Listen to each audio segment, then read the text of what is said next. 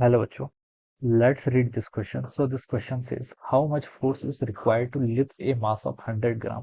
एक 100 ग्राम के मास को लिफ्ट करने के लिए कितना फोर्स आपको यहाँ पर रिक्वायर्ड होगा वो आपको बताना है. ओके, तो इस क्वेश्चन का की कॉन्सेप्ट आप बच्चों फोर्स लिख लीजिए. क्या लिख लीजिए? रिक्वायर्ड फोर्स लिख लीजिए. ठीक है, या फिर फोर्स लिख लीजिए. ओके, अब देखिए बच्चों, कोई 100 ग्राम का मास है, उस पर आपका कौन सा फोर्स एक्ट करेगा? उस पर एक ग्रेविटी का फोर्स एक्ट करेगा. कौन सा ग्रेविटी का फोर्स? जैसे कोई मास है, ठीक है, 100 ग्राम के इक्वल इसका मास है. ठीक है, ये देखिए आपकी किसी मान लीजिए सरफेस पर रखा हुआ है. ऑलरेडी किसी सरफेस पर रखा हुआ है.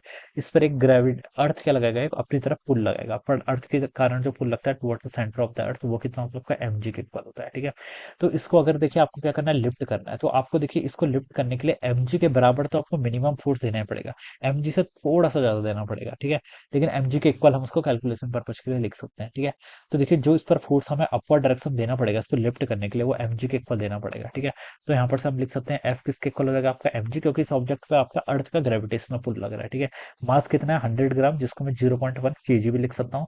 जी क्या होता है? एक्सेलेरेशन ड्यू टू ग्रेविटी, जिसकी वैल्यू आपकी 10 मीटर पर सेकंड स्क्वायर के इक्वल होती है. ठीक है, तो इसको मल्टीप्लाई करूंगा तो 0.1 इंटू वन आपका 1 न्यूटन के इक्वल हो जाएगा. तो 1 न्यूटन का आपको मिनिमम फोर्स क्या यहाँ पर देना पड़ेगा ऑब्जेक्ट को लिफ्ट करने के लिए.